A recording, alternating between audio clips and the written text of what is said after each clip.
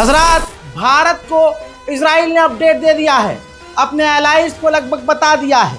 Modi government को भी Netanyahu की सरकार ने कह दिया है कि हम ईरान पर हमला करेंगे। खबर यह है, ऐसा व्यतीत हो रहा है कि कभी भी इजराइल हमला कर सकता है।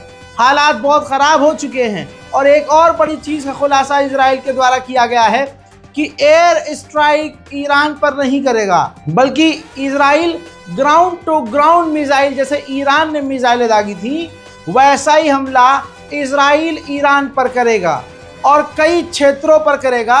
और ऐसा प्लान तैयार कर लिया है इजराइल ने, जिस हमले से, जिस प्लान का इस्तेमाल करके इजराइल ईरान का बड़ा नुकसान करेगा। उधर मेरे दोस्तों, जो बड़े बड़े अपडेट्स है वो आपको बताता और दिखाता चलूँ। ये ईरान के supreme leaders Ayatollah Syed Ali खामनाई जब जुमे की नमाज पढ़ा रहे थे, तो ईरान ने अपने तमाम एडवांस डिफेंस सिस्टम से पूरे इलाकों को घेरा हुआ था और anti drone air defence system भी तैनात थे। मेरे दोस्तों, आपको बताना चाहूँगा कि इजराइल की ऑफिशियली मिलिट्री ने कह दिया है कि हमारी तैयारी ईरान पर हमला करने की पूरी हो चुकी है। उधर बाइडन ने कह दिया है कि हमारे फाइटर जेट इजराइल का साथ तो नहीं देंगे ईरान पर हमला करने में, लेकिन इंटेलिजेंस और सैटेलाइट सपोर्ट हम इजराइल को देते रहेंगे। हज़रत मोहतरम, हमारे ही कौम में बैठे हुए यजीद की नस्ल से जो पैदा हुए मुसलमान हैं तथाकथित, वो कह रहे हैं अरे इजराइल पर ईरान ने हमला किया तो क्या हुआ, एक भी नहीं मरा। अबे सुअर, ईरान ने पहले ही कहा था कि हम अली वाले हैं, हम सिविलियन पर, हम निहत्तों पर हमला नहीं करते। अब जिसकी पैदावार तुम हो, तुम्हारा वाला तो मरहब को देख के अलम छोड़ के भाग जाया करता था। तो तुम वैसे मुसलमान हो तो तुम ये देखोगे कि कितने मरे। और नबी अल्लाह कहते हैं भगोड़ों पर, निहत्तों पर, बच्चों पर, औरतों पर हमला ना करना। तो तुम्हारा भाई अलग ही सिस्टम है।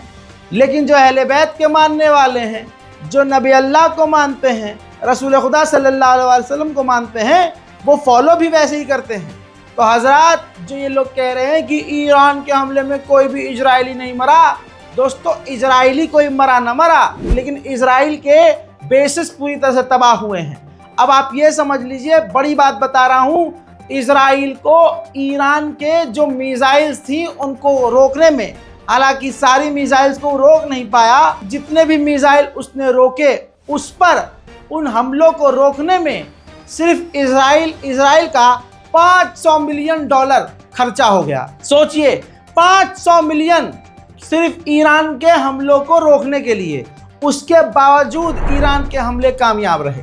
बड़ी खबर यह है, ईरान के खिलाफ इजराइल के कमांडरों ने ईरान के आसपास और अपने आसपास के जो मुल्क हैं उनके लीडरों से चुपके से मुलाकात की है। और कोई बात नहीं कि अरब देश इजराइल का ही साथ दे दें, जैसे अज़रबैजान और दूसरे देश पूरी तरह से इजराइल का साथ दें। कहा जा रहा है कि इजराइल 7 तारीख को हमला कर सकता है, या ये भी हो सकता है कि आप रिपोर्ट देख रहे हो और ईरान पर इजराइल हमला कर दे। अब एक बड़ी खबर यह है कि अमेरिका और यूरोप को बड़ा खतरा सता रहा है कि इजराइल गुस्से में है और अपनी झेप मिटाने के लिए इजराइल ईरान के रिजर्व ऑयल फील्ड, ऑयल टैंकरों पर हमला कर देगा, जिससे पूरे मिडिल ईस्ट में और पूरी दुनिया में तेल के दाम बढ़ जाएंगे और तेल की कमी होगी, जिसकी वजह से आस पड़ोस के यूरोप और अमेरिकी देश भी बहुत ज़्यादा परेशान होंगे और अलग ही नई जंग शुरू हो जाएगी। अब अरब की गद्दारी समझिए। कई रिपोर्ट्स में खुलासा हो गया है और लिखा गया है अखबार में कि गल्फ के देशों के लिए, अरब देशों के लिए फ़िलिस्तीन का मुद्दा है तो सही, लेकिन यही वो देश अरब हैं जो इजराइल को ईरान पर हमला करने से रोक नहीं रहे। उधर ईरान के खिलाफ अमेरिका ने अपनी न्यूक्लियर सबमरीन भी मिडिल ईस्ट में भेज दी है।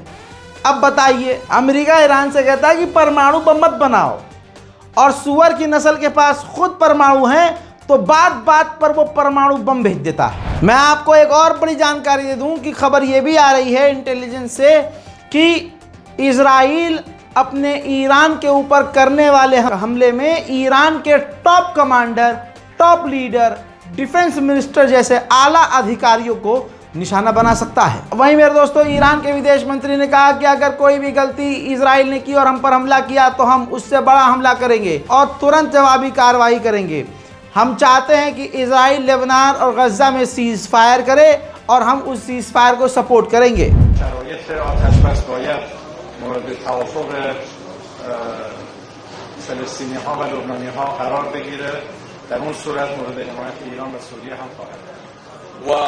وشروط إطلاق النار يجب أن تكون مقبولة من قبل الفلسطينيين واللبنانيين، وحينها ستدعم إيران وسوريا هذه الجهود.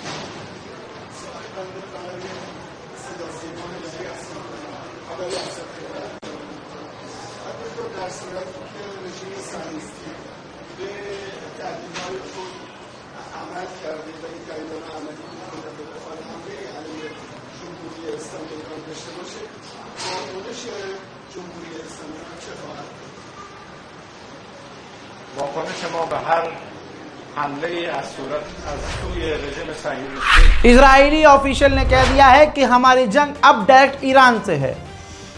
हम ईरान का सामना कर रहे हैं। हमारी इजरायली फौज हर तरह से ईरान का सामना करने के लिए, ईरान से जंग लड़ने के लिए तैयार है। उधर समझ लीजिए, इजराइल को यकीन है कि अगर ईरान पर हमला करेंगे हम तो काफ़ी सारे देश इजराइल का साथ देंगे। बिल्कुल सही बात है। खैबर की जंग में दिखने वाले मुसलमान जो मर्द दिखते थे हैं, और 40 दिन की जंग थी, यहूदियों से जंग थी। अब अली को बुलाया।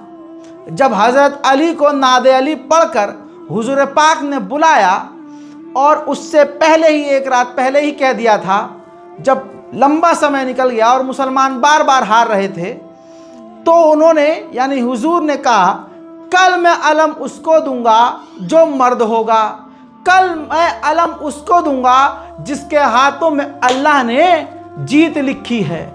दोस्तों, फिर सारे परेशान हो गए कि यार अब अलम हमें मिलना चाहिए। थे तो वो सभी मुसलमान तथाकथित, लेकिन थे तो ऐसे ही कि यहूदियों को देखकर भाग जाया करते थे। जब वो जाते थे लड़ने के लिए और जैसे ही सामने से यहूदी पहलवान आता था तो सब कुछ छोड़कर भाग जाते थे। और या नबी अल्लाह, वो तो बड़े ख़तरनाक हैं। आखिर में रसूल खुदा ने किसको बुलाया? मौला अली को बुलाया। फिर क्या हुआ? मौला अली जाते हैं, कुछ ही देर के अंदर मरहब को बीच में से दो फाड़ के आ जाते हैं, दो टुकड़े हो जाते हैं, ऊपर से खैबर के दर को उखाड़ देते हैं। सब पढ़ा है ना आपने? तो कहने का मतलब यह है, जो रसूल खुदा के साथ जो भीड़ थी वो रोज जा रही थी, रोज आ रही थी, भाग भाग के, भगोड़े भाग भाग के आ रहे थे। तो क्या नबी अल्लाह को पता नहीं था कि ये भगोड़े हैं? सब कुछ पता था, लेकिन नबी को भी दिखाना था कि देखो कुछ ऐसे मुसलमान भी ताक़यामत होंगे जो देखने में मर्द, देखने में मुसलमान होंगे, लेकिन अंदर ही अंदर जब यहूदियों से जंग की बात आएगी तो जंखे होंगे। आज वही है। तमाम अरब देश इजराइल का साथ देंगे और वाहिद ईरान अकेला लड़ेगा। और जैसे खैबर की जंग जीती है उन अली ने, वैसे ही ये भी जंग आज के अली वाले इंशाअल्लाह ज़रूर जीतेंगे। रिपोर्ट शेयर कीजिए। जय हिंद।